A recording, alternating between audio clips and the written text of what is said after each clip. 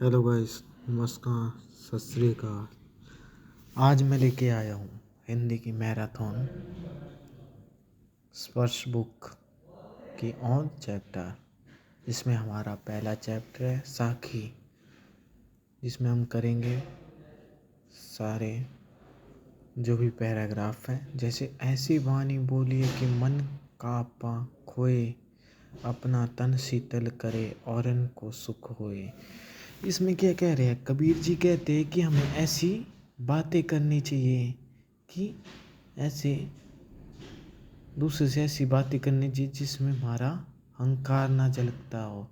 जैसे सामने मैं किसी से बात कर रहा हूँ तो क्या हो रहा है, किससे मैं एटीट्यूड से बात नहीं करूँ और मेरा अहंकार नहीं झलके दूसरे के सामने, जिससे दूसरे का मन भी शांत रहेगा और तथा सुनने वाले को भी सुख और शांति प्राप्त होगी। इसमें बता रहे हैं जैसे मैं किसी से बात कर रहा हूँ तो मेरा एटीट्यूड नहीं होना, अहंकार नहीं होना चाहिए कि मैं दूसरे को नीचा दिखा दूँ। तो इससे क्या हो रहा है, मैं ऐसे शब्द बोलूँगा जिससे दूसरे को मैं नीचा दिखा रहा हूँ तो क्या होगा, तो दूसरे का मन दुखी होगा। और क्या होगा, जैसे मैं अच्छे विचार शब्द बोलूँगा, बातें बोलूँगा तो क्या होगा, सुनने वाले को सुख और शांति प्राप्त होगी। तो दूसरा पैराग्राफ है कस्तूरी कुंडली बसी मृग ढूंढे बन मही, ऐसी घटी घटी राम है दुनिया देखे नहीं। यहाँ कबीर जी कह रहे हैं ईश्वर की इम्पोर्टेंस को स्पष्ट करते हैं, महत्व को स्पष्ट करते क्या क्या कह रहे हैं कि कस्तूरी हिरण की नाभि में होती है, लेकिन वो क्या करता है, किस में होती है, कस्तूरी हिरण की नाभि में होती है, परंतु वो सारे जंगल में इधर उधर उस कस्तूरी की सुगंध से इधर उधर उसको ढूंढता रहता है, जिससे वो जंगल में फिर रहा है, इधर उधर दौड़ रहा है उस कस्तूरी की सुगंध में। ठीक उसी प्रकार हम ईश्वर भी प्रत्येक मनुष्य के अंदर, मतलब मानव के अंदर, हर व्यक्ति के अंदर भी एक ईश्वर होता है, परंतु हम क्या करते हैं, मंदिर मस्जिद और तीर्थ स्थलों पर भगवान को ढूंढते रहते हैं। क्या कर रहे हैं, ढूंढते रहते हैं। कहाँ ढूंढते हैं हम, मंदिर मस्जिद और तीर्थ स्थलों पर ढूंढते रहते हैं। Second paragraph complete. अब हम चलते हैं तीसरे पैराग्राफ पे।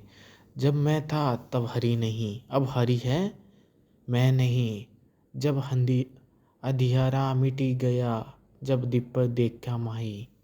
यह क्या बोल रहे हैं, यहाँ कबीर जी कह रहे हैं कि जब तक मनुष्य के मन में अहंकार होगा, जैसे किसी के मन में अहंकार होता है तो क्या होता है, तब तक उसे ईश्वर की प्राप्ति नहीं। जब उसके मन अंदर का अहंकार खत्म हो जाए, एटीट्यूड खत्म हो जाए तो क्या होगा, ईश्वर की प्राप्ति हुई। ठीक उसी प्रकार जैसे दीपक के जलने से अंधेरा मिट जाता है, वैसे अहंकार का अंधकार मिटने तथा दीपक का प्रयोग ईश्वर के लिए किया गया है। किसके लिए किया गया, अंधेरा मिटने, और दीपक का प्रयोग किसके लिए किया गया, ईश्वर के लिए। जैसे क्या होता है, दीपक के जलने पर क्या होता है, प्रकाश हो जाता है, तो क्या अहंकार के मिटने से क्या हो जाएगा, हमें ईश्वर की प्राप्ति हो जाएगी। हमारा तीसरा पैराग्राफ खत्म। अब आते हम चौथे पैराग्राफ। सुखिया सब संसार खाए रू सोहे, दुखिया दास कबीर जागे अरू रोए। कबीरदास के अनुसार सारी दुनिया दुखी है, क्योंकि केवल खाने वाले और सोने वाले, कई लोग ऐसे होते हैं जो खाते हैं सोते हैं, खाते हैं सोते हैं, एक काम होता है, उसे किसी भी प्रकार की चिंता नहीं होती। और क्या होती है, इसके यहाँ सबसे दुखी, कबीर जी के अनुसार सबसे दुखी कौन व्यक्ति है, जो क्या कर रहा है, प्रभु के वियोग में जागता रहे, मतलब प्रभु के नाम को जपता रहता है।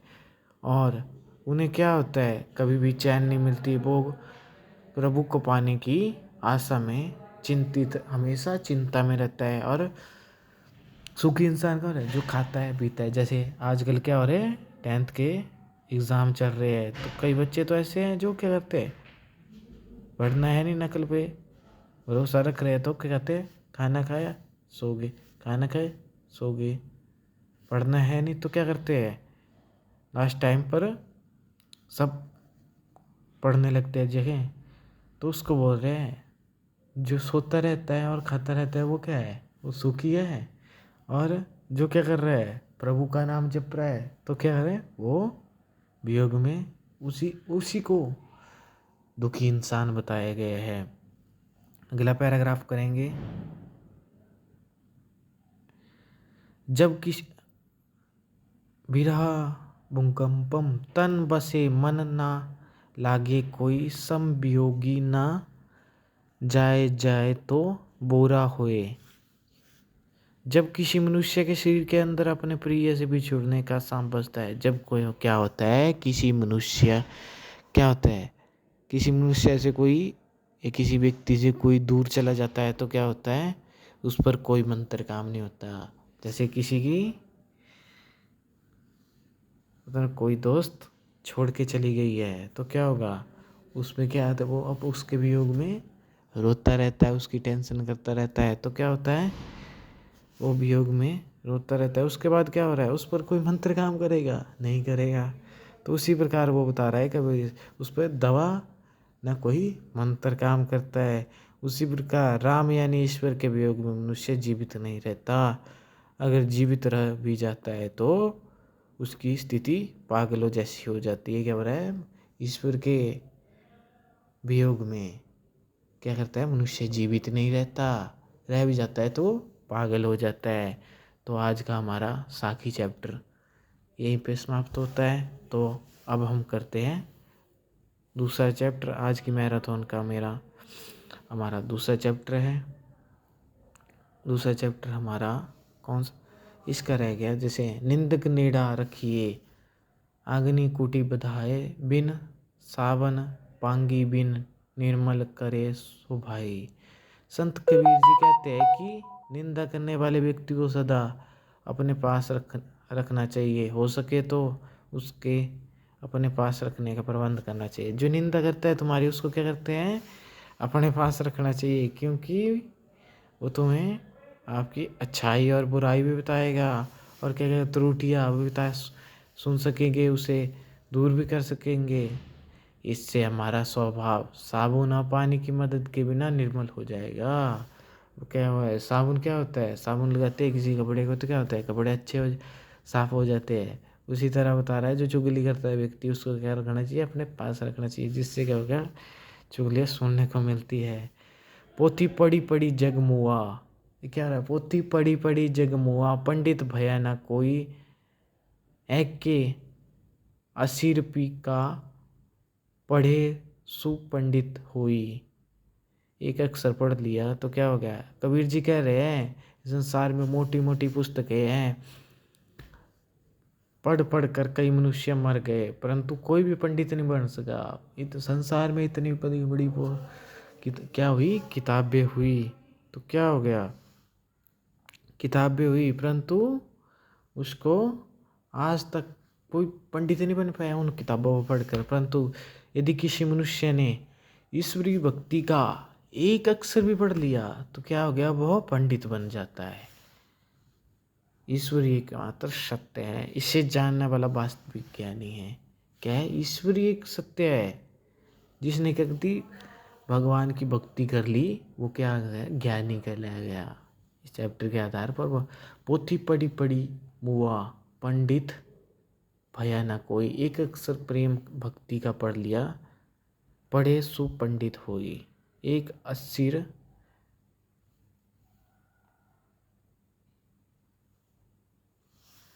अगला हमारा, हम घर जलाए अपान लिया मुराड़ा हाथी, अब घर जालो ताश का जे चले हमारी साथी।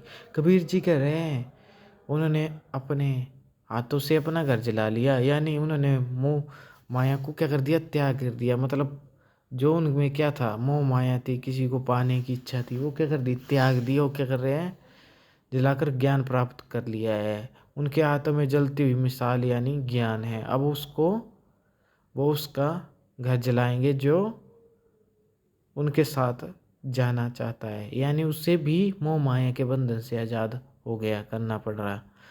तो इसमें क्या कर रहा है, कबीर जी ने मोह माया त्याग दी है और क्या कर दी, भक्ति अपना लिया, और जिससे क्या होगी, उसे ज्ञान की प्राप्ति होगी। तो हमारा चैप्टर फर्स्ट साखी यहीं के समाप्त हो गए। अब चलेंगे हम पद मीराबाई। तो इसमें बताए कबीर का जन्म कब हुआ था, 1398 ईस्वी में हुआ था। 120 की लंबी उम्र में हुआ था, लंबी उम्र 120 साल तक जीवित रहे। इससे आगे हम करेंगे अगला चैप्टर साखी मैराथन का अगला चैप्टर। ये जैसे कस्तूरी मृग, ये पंक्तियां हैं, ये आ सकती है किसमें, काव्यांश आ सकता है, काव्यांश आता है 5 नंबर का, जो क्वेश्चन ढूंढने के लिए इम्पोर्टेंट यहीं से आएगा क्वेश्चन। तो मैराथन देख लेना। पद हमारा दूसरा चैप्टर है, पद कविता दूसरी कविता है हमारी पद। तो क्या कर रहे हैं हम,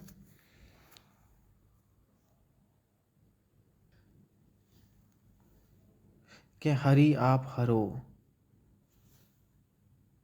जन से री भर, द्रौपदी री लाज रखी आप बढ़ाओ चीर, भगत कारण रूप नर हरि धर्यो आप शरीर, बढ़त गजराज सख्यो काटे कुंजर पीर, दासी मीरो लाल गिरधर हरो महारी भी भीर। इस पद में मीराबाई अपने प्रिय भगवान श्री कृष्ण से क्या कर रही है, प्रार्थना विनती करते हुए कहती है कि प्रभु अब आप ही अपने भक्तों की पीड़ा हरे, कि हरि आप हरो जन री भरी। क्या कर रही है मीराबाई, किससे प्रार्थना कर रही है, किससे प्रार्थना कर रही है, मीराबाई कर रही है अपने, मीराबाई किससे प्रार्थना कर रही है, मीराबाई प्रार्थना कर रही है भगवान श्री कृष्ण से। क्या प्रार्थना कर रही है कि आप हरो, किसकी, आप हरो, किसकी हरो,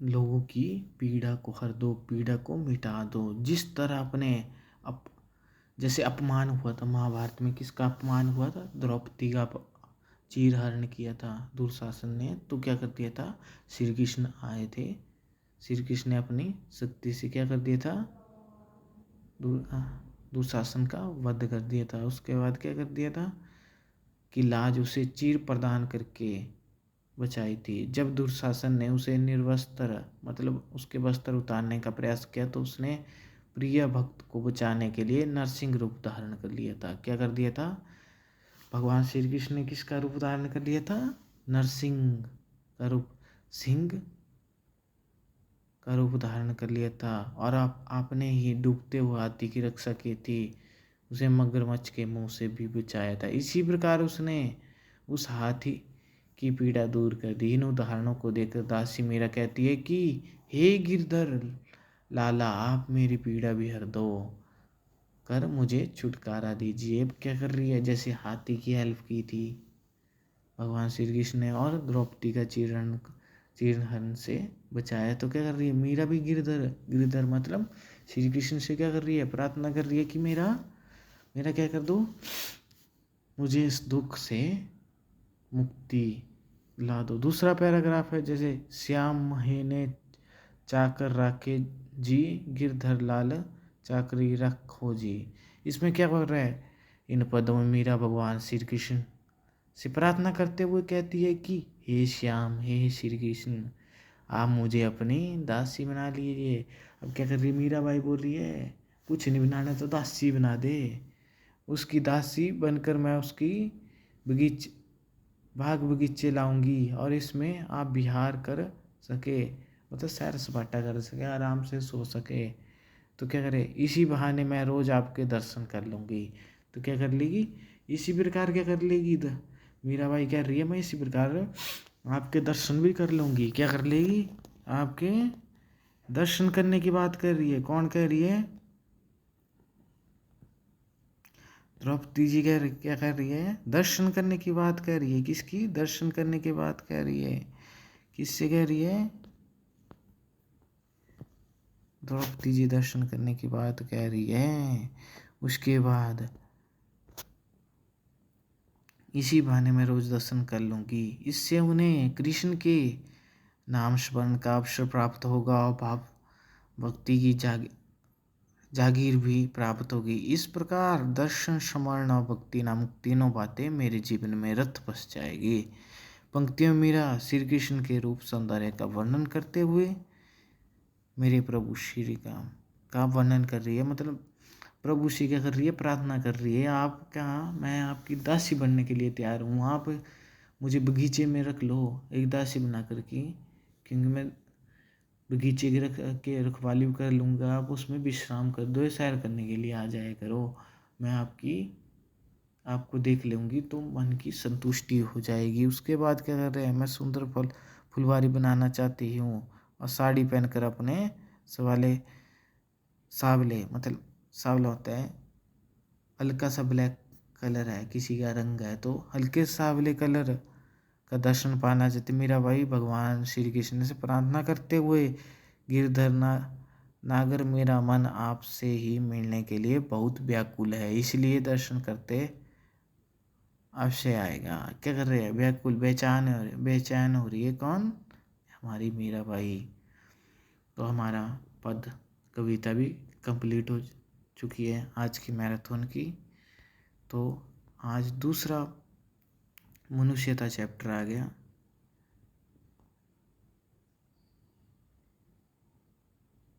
प्रस्तुत पाठ में मैथिली शरण गुप्त किसने लिखी है? मनुष्यता ये लिखी है मैथिली शरण गुप्त ने। किसने? मैथिली शरण गुप्त ने। विचार लो कि मत्या हो ना मृत्यु से डरो, कभी मरो परंतु यूं मरो कि याद जो करे सभी हुई ना यूं, सो मृत्यु तो वृथा मरे व्यथा जिए, मरा नहीं वही की जो जिए ना आपके लिए। वही पशु प्रीति है कि आप ही चरे, वही मनुष्य है जो मनुष्य के लिए मरे। कवि कहते हैं कि क्या कह रहे हैं कवि? मनुष्य को ज्ञान होना चाहिए कि वह मानशील है, इसलिए उसे मृत्यु से डरना नहीं। के क्या आता है? जिसने जन्म लिया इस धरती पर, उसने एक ना एक दिन क्या करना है? जाना ही जाना है। तो क्या कर रहा है?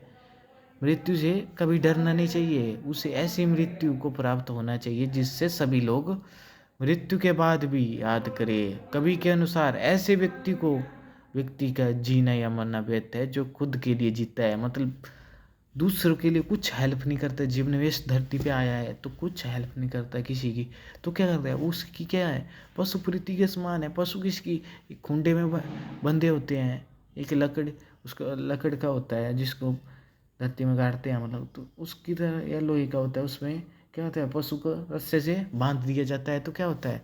बांध दिया जाता है तो क्या होता है? वो किसी की हेल्प कर पाते हैं? नहीं कर पाते हैं। तो क्या होता है? उसी प्रकार वह दूसरों की भलाई करे और उनके लिए जिए। ऐसे व्यक्ति लोग मृत्यु के भी याद रखे हैं। जैसे कोई व्यक्ति है, किसी की हेल्प करता है तो क्या होता है?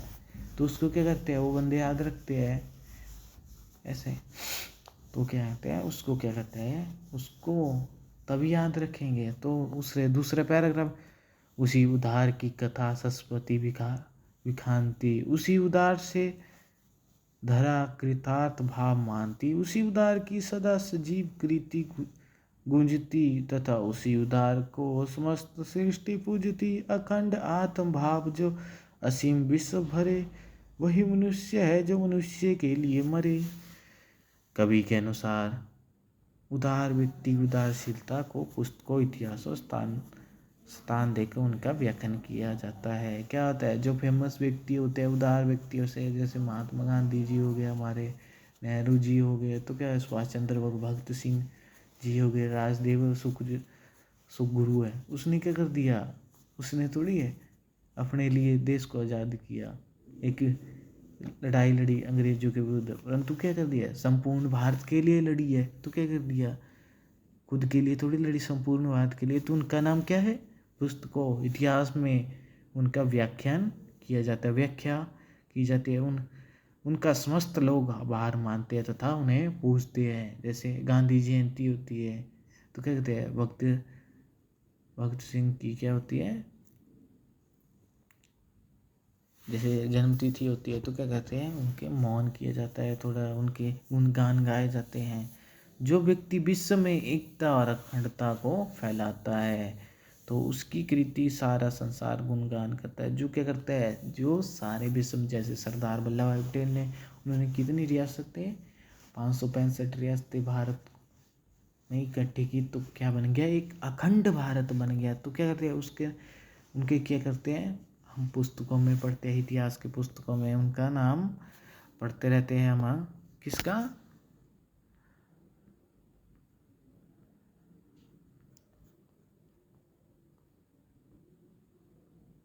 पटेल जी का, सरदार पटेल जी का। असल मनुष्य वही है जो दूसरों के लिए जी। इसमें सारे चैप्टर में बताया गया है दूसरों के लिए हमने जीना है, ठीक है? खुद के लिए नहीं जीना है, ठीक है?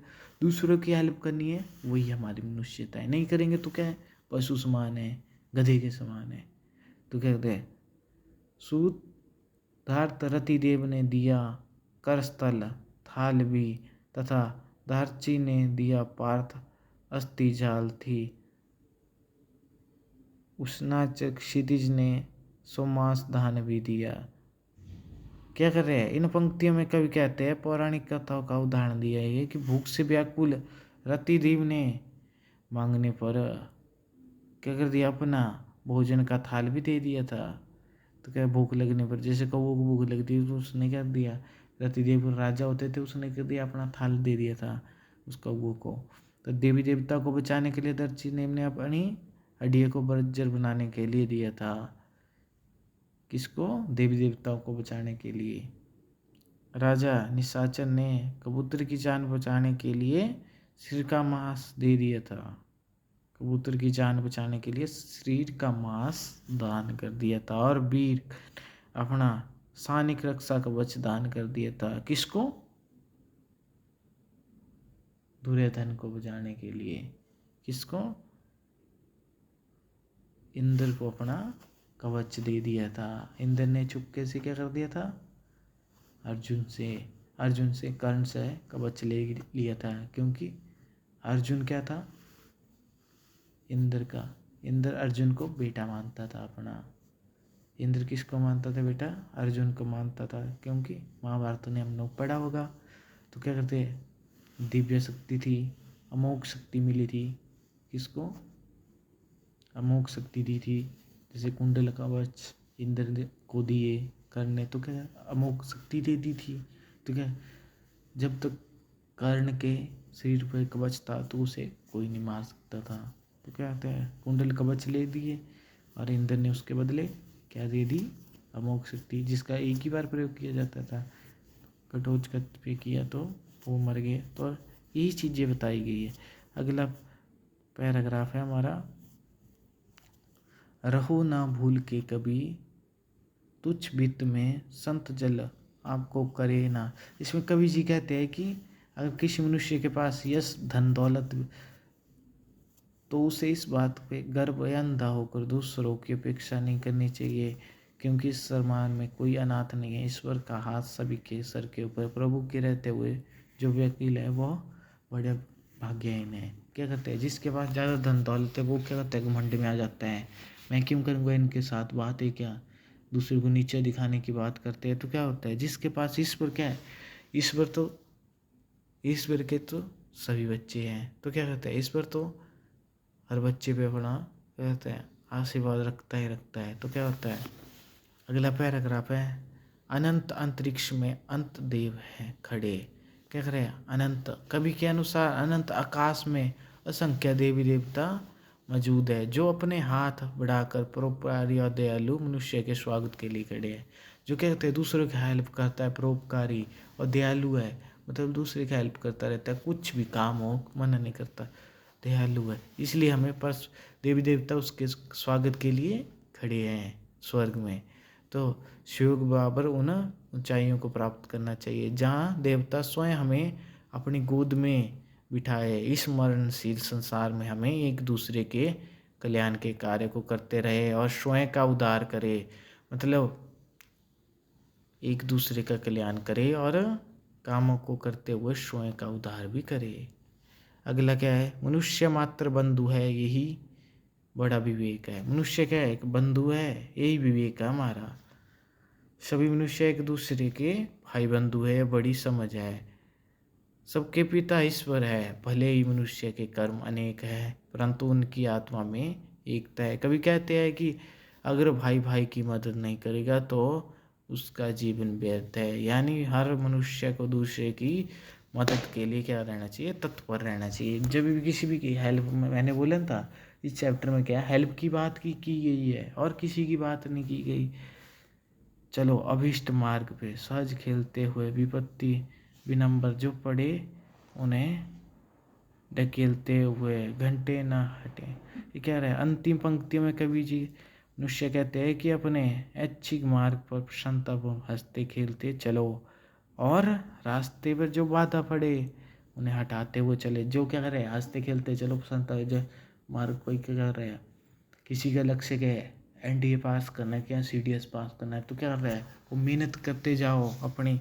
तो क्या करता है, जो भी बाधा आ रही है रास्ते पर उससे हटाते जाओ, परंतु उसमें मनुष्य को यह ध्यान रखना चाहिए कि सामंजस्य ना घटे, भेदभाव ना बढ़े एक दूसरे के साथ। जैसे जलस हो जाती है एक दूसरे के साथ, तो वह ना होने। जब हम एक दूसरे के दुखों को दूर करते हैं तो आगे बढ़ेंगे, तभी हमारी सिद्धि होगी, समर्थता और सिद्धि होगी और समस्त समाज की उन्नति होगी।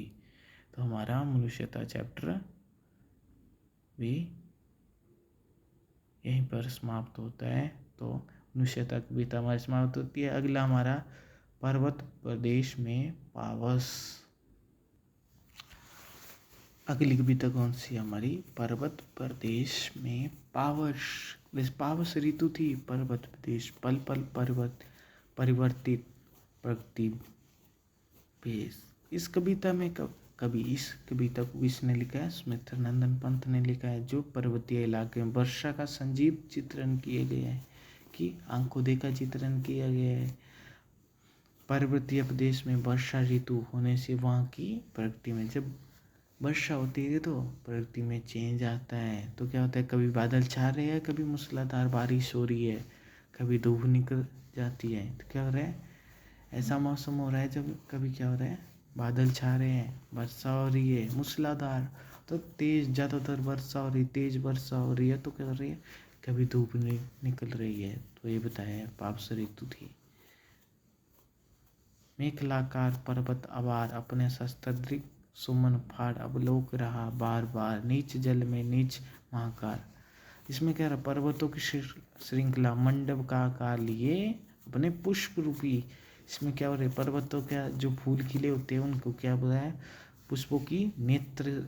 कवि को ऐसा लग रहा है कि मानो तालाब पर्वत के चरणों में पला हुआ है। तालाब क्या है, पर्वतों के चरणों में है, जो कि दर्पण जैसा विशाल दिख रहा है। किसका दिख रहा है, तालाब कैसा दिख रहा है, दर्पण जैसा विशाल। दर्पण के साथ क्या कर दी, समानता बता दी इसका, किसकी, तालाब की। पर्वतों में उगे हुए फूल कवि को कैसे लग रहे हैं, नेत्र जैसे लग रहे हैं। मैंने पहले बता दिया कि कैसे लग रहे थे कवि को, फूल देखो बताया नहीं, यहाँ नेत्र की तरह लग रहे हैं। किसको, जो पर्वतों को खिले हुए फूल, जिससे पर्वत दर्पण समान तालाब में अपनी विशालता और सौंदर्य का क्या किया है, अवलोकन किया है। तो हमारा दूसरा पैराग्राफ कंप्लीट होता हुआ आगे आते हैं। गिरी को गौरव गाकर झरझर मंद में नस नस उत्तेजित कर मोती की लड़ियां सी सुंदर झरती झाग भरे निर्झर। तीसरे पैराग्राफ में आ जाए, और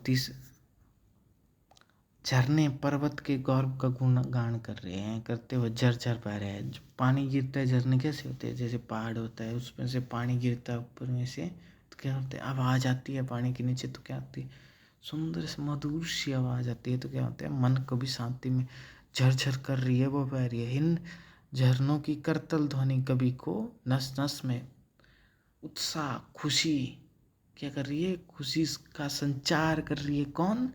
जो झरने से आवाज़ आ रही है मधुर, वो क्या कर रही है, कवि को खुशी पैदा कर रही है उनके मन में शरीर में।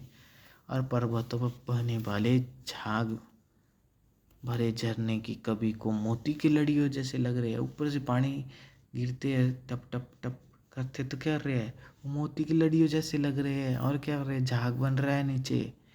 ये पानी गिरता है तो एक जगह क्या होता है, झाग बन जाता है, जिससे पर्वत की सुंदरता और निखार आ रहा है। जैसे क्रीम पाउडर लगाते हैं तो क्या होता है, त्वचा में मुंह में क्या होता है, निखार आता है। वैसे क्या कर रहे हैं, पर्वतों पे भी निखार आ गया है। किससे? जैसे झरने झुरने गिर रहे हैं, सब कुछ गिर रहे हैं तो क्या हो रहा है, निखार तो आएगा ही आएगा।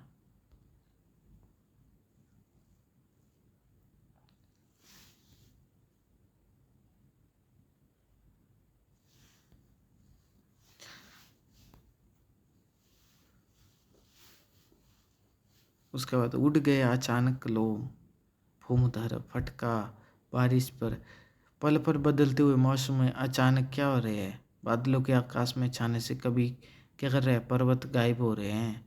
तो धुंध पड़ रही है तो क्या हो रहा है, पर्वत गायब हो रहे हैं तो क्या हो रहा है, एक दूसरे धुंध पड़ती है, धुंध का मौसम आता है तो क्या होता है, हम पास पे भी खड़ा हुआ व्यक्ति को नहीं देख सकते, इतनी धुंध होती है कई बार। तो क्या हो रहा है, मौसम चेंज हो रहा है, बदलाव हो रहा है तो क्या हो रहा है।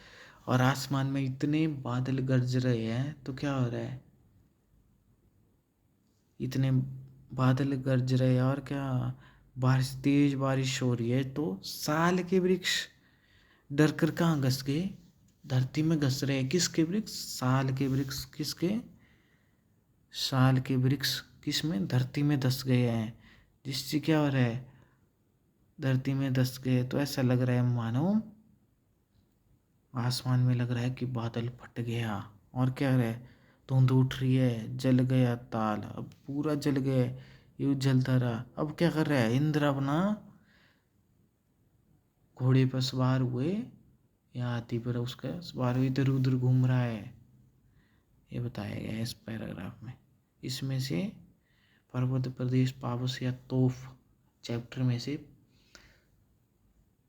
काव्यांश आता है, पंक्तियाँ। मैक्सिमम 2-3 सालों से देखा है इन चैप्टरों में, जैसे सैम्पल पेपर भी थे तो इसमें से आया हुआ है। या तो इसमें से आएगा, या कबीर मीरा या मनुष्यता से आएगा, या तो इन तीनों में से आएगा, या 3 लास्ट में आत्मतरण, पर्वत प्रदेश पावस या तोप, इन तीनों में से आएगा एक काव्यांश। या तो आगे से या तो इन चैप्टरों में से पक्का आएगा। 5 नंबर का आता है और कई बच्चों का गलत भी होता है, नंबर कटते हैं काव्यांश में। शीर्षक पूछ लेता है कई बार, इस कविता का शीर्षक क्या है पंक्तियों का, तो ढंग से पढ़ना है बच्चों। तो अगला हमारा चैप्टर है, कविता है तोफ। जैसे कंपनी बाग के मुहाने पर धर रखी गई यह 1857 की तोफ, इसकी होती है बड़ी संभाल, विरासत में मिले कंपनी बाग की तरह साल में चमकाई जाती है 2 बार।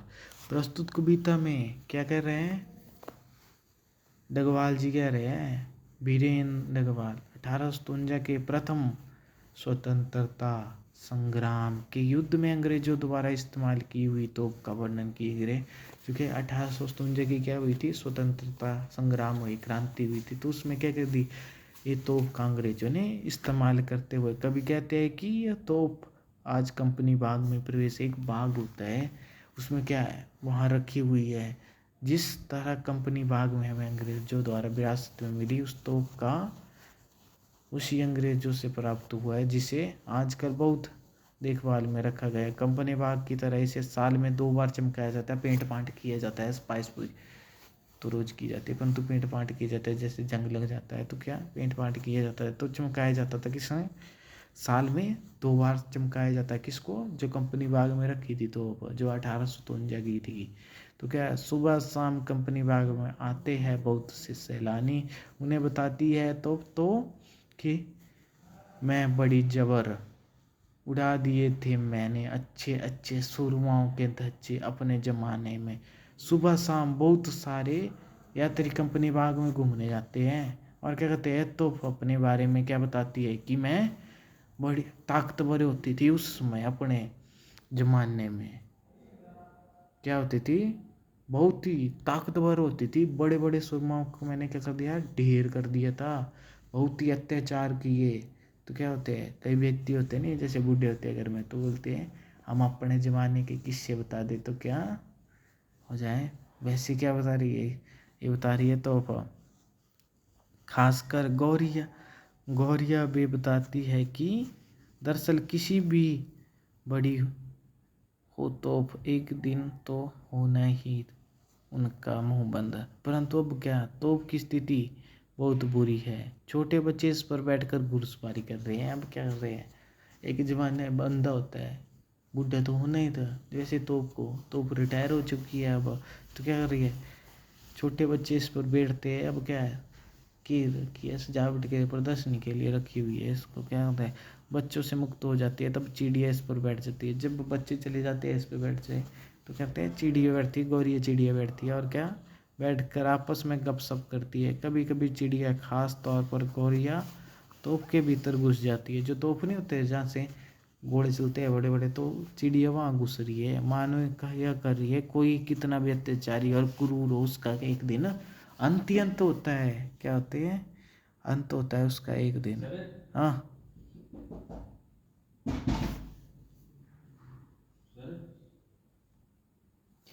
आगे कर चले हम फिदा। क्या? कर चले हम फिदा चैप्टर है। कर चले हम फिदा, जानो तन साथियों अब तुम्हारे हवाले तन साथी। ये क्या बुरा है? अब तुम्हारे हवाले वतन साथियों, सांस थमती गई, नब्ज जमती गई, फिर भी बढ़ते कदम को ना रोकने दिया। कट गए सर हमारे तो कुछ गम नहीं, सर हिमालय का हमने ना झुकने दिया। मरते मरते रहा बाकबन साथियों, अब तुम्हारे हवाले। क्या हो रहा है?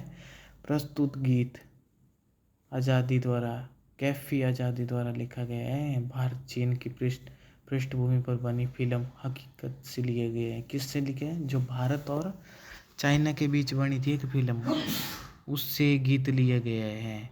तो इस गीत में कवि जी खुद को भारत का क्या बता रहे हैं? सैनिक बता रहे हैं। सैनिक अंकित किया गया है किसको?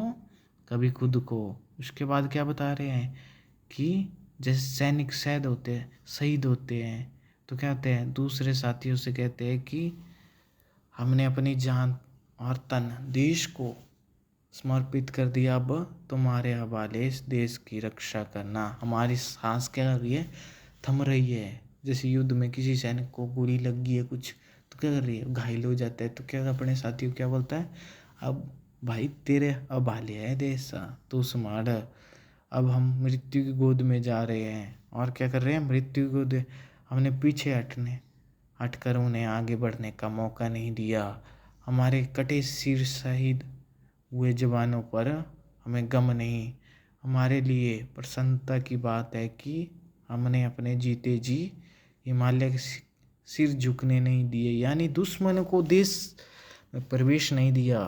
कह रहे हैं दुश्मनों को आने नहीं दिया, शीश कटवा लिया, शहीद हो गए हम लोग, बलिदान देकर क्या कर दिया, अब देश की रक्षा कर ली, करने का भार तुम्हारे हाथ में। हमने बलिदान, संघर्ष, जोश भरा जो भी किया, अब वतन तुम्हारे हवाले, ये वतन साथियों।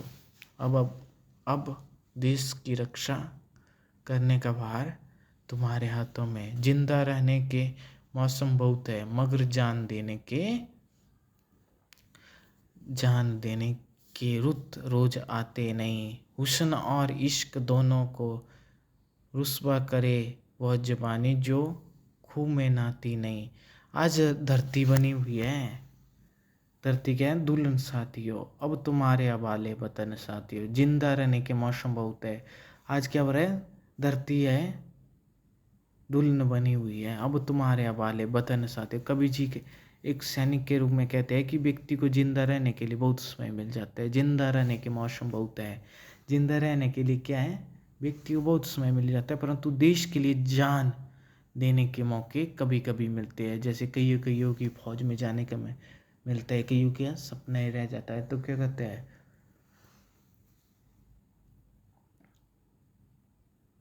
जो जुबानी खून में सरोवर नहीं, वो प्यार और सौंदर्य को बदनाम करती है। सैनिक अपने साथियों को संबोधित करते हुए कहते हैं कि आज धरती दुल्हन बनी हुई है, यानी हमारी आन बान शान का प्रतीक है, इसलिए इसकी रक्षा करना हमारा क्या है, परम कर्तव्य है। हमारे जाने के बाद इसकी रक्षा की जिम्मेदारी आपके हाथों में है। क्या बोल रहा है, सैनिक बोल रहा है कि मैं शहीद हो गया, मैं गोली लग गई किसी व्यक्ति को, सैनिक को, तो क्या हो रहा है, वो मैं घायल हो गया, तो अपने साथी को बोल रहा है कि अब तुम्हारी जिम्मेदारी है किसको, इस देश को संभालने की। किसको, ये बोल रहा है जीने के तो बहुत समय मिल जाएगा, परंतु क्या है, देश पे कुर्बानी करने का किसी किसी को मौका मिलता है।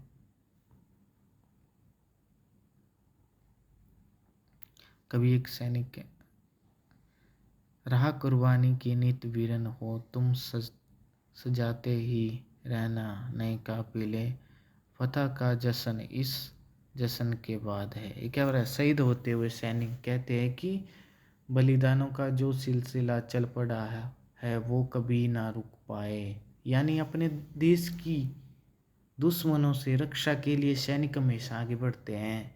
इन कुर्बानियों के बाद जश्न, अपने देश के दुश्मनों के लिए सैनिक हमेशा बढ़ते रहते हैं। इन कुर्बानियों के बाद भी मनाने के अवसर ने आज हम मृत्यु को प्राप्त होने वाले, इसलिए हमें सिर के क्या करना है, कफन बांध चाहिए, यानी मृत्यु की चिंता नहीं करनी चाहिए।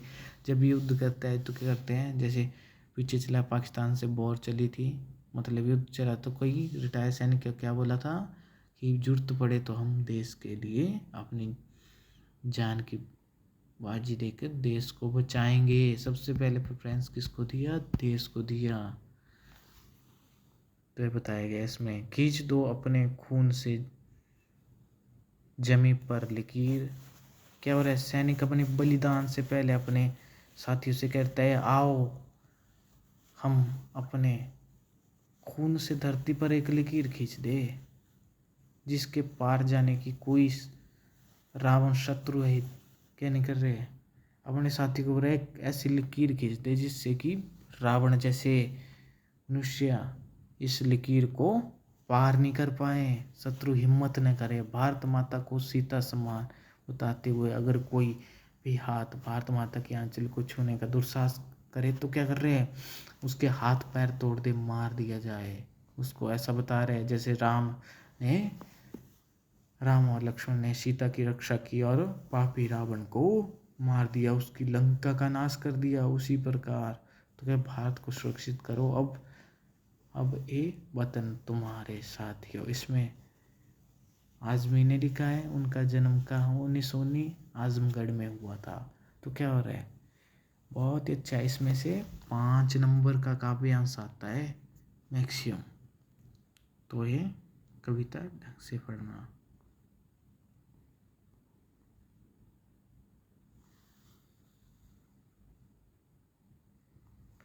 अगला बचा हमारा आत्मतरण, लास्ट कविता बची आत्मतरण।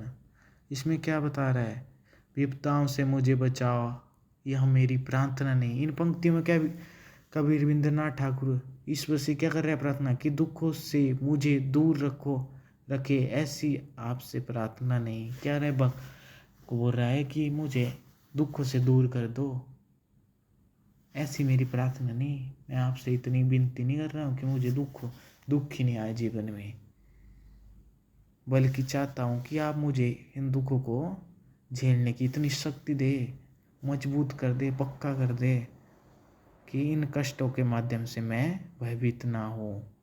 वे दूसरों दुख के समय ईश्वर की क्या करूँ, ईश्वर को जैसे दुख हो तभी ईश्वर को याद करूँ, सुख हो तभी मैं ईश्वर को क्या याद करता रहूं। कई व्यक्ति क्या होते हैं, दुख आता है तो क्या करते हैं, तब ईश्वर को याद करते हैं।